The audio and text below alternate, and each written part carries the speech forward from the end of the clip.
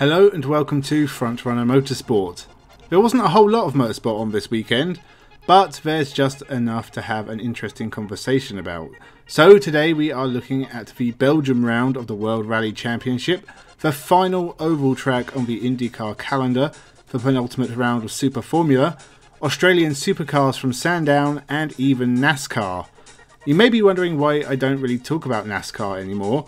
I mean, I used to, but I hate it. I really hate NASCAR. I hate the stages and the playoffs, and I find the whole idea of NASCAR frustratingly stupid.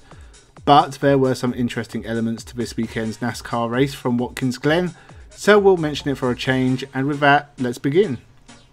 So, World Rally Championship and 2022 was in the palm of Kalle Rovanpera's hand. He has been dominant. It really has looked like his championship to lose. He's been flawless. Until now.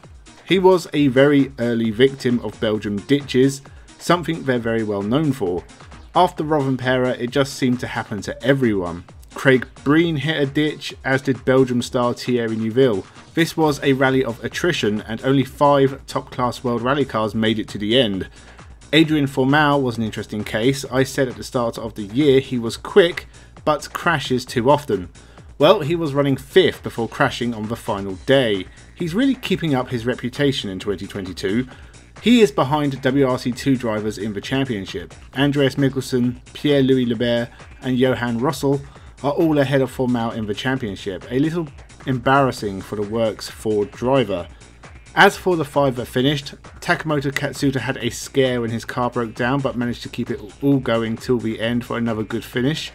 Oliver Solberg got his best result to date, Esa-Pekka Lappi got another podium, and Evans was unlucky not to win after getting a 10-second penalty. Ott Tanak got his 3rd win of the year and continues his title challenge, but he is over 70 points behind Rovanpera, who may need to crash another couple of times, which he may not be willing to do. I don't know, ask him. IndyCar from Illinois, the last oval for 2022, and honestly it wasn't the most exciting IndyCar race so far this year. It was status quo at the front for a long while, with Will Power leading Scott McLaughlin. Eventually the rain came and the red flags came out. By the end, Joseph Newgarden was victorious ahead of a very impressive Dave Malukas. I said last time there were 7 clear title challengers, and all of them finished in the top 9, so not much has changed at the front. Newgarden is only 3 points behind Will Power, with Scott Dixon and Marcus Ericsson not far behind. Alex Palou, Scott McLaughlin and Pato O'Ward are still in with a chance. 2 races left in Portland and Laguna Seca. Can Will Power hold on, or will Newgarden or someone take the title? Supercars gave us 3 races from Sandown, Australia, and Shane van Gisbergen is basically already the champion. 2 more wins from this past weekend and he now has a 500-point lead. Not as much as you think with the point system in Supercars, but still a pretty substantial lead. I feel like Supercars needs a big change. We've had 2 dominant years from van Gisbergen, following on from 3 years of McLaughlin. And the racing is good sometimes. This was not an example of it. Maybe Michael Massey can show up and sort things out. Maybe some controversial finishes. Super Formula with 2 races from Motegi. Tomoki Najiri is becoming a superstar of Japanese single-seater racing. Maybe not the greatest accolade in the world, but Najiri is undoubtedly writing himself into Japanese motor racing folklore. More than I do at the weekends.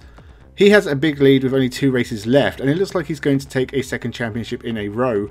He hasn't finished outside the top 4 all year. Naoki Yamamoto took the 1st win. The 3-time champion is not having a good year again, and this win may be his only solace in 2022. Yuhi Sakaguchi won as well, but he's not a championship contender. Sasha Fenestraz is chasing Najiri, but he's a fair way off. Everything's coming up Najiri. Finally, NASCAR, and normally I don't bother with the American Stock Car Series. Kyle Larson won the race. Blair, whatever. What is interesting is the names who turned up to race. Former 24 Hours of Le Mans winner and DTM champion Mike Rockenfeller, former Formula 1 torpedo Daniel Kvyat, and former Formula 1 champion Kimi Raikkonen entered NASCAR.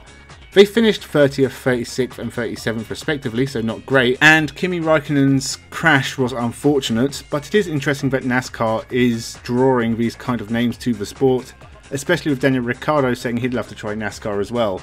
Maybe NASCAR does have an interesting future. Maybe Lewis Hamilton will turn up at the Daytona 500. We can only dream. So that was all the action from the past weekend. Not a whole lot, but there was some good stuff here. Next week, Formula 1, 2 and 3 are back at Spa, my favourite racetrack on the calendar. We also have British touring cars from Thruxton, DTM from the Nürburgring, Super GT, IMSA, European Le Mans from Barcelona and NASCAR 2. So quite a lot of bits and pieces. More motorsport for us to talk about, so make sure you subscribe to the channel. Thank you for watching and have a good one.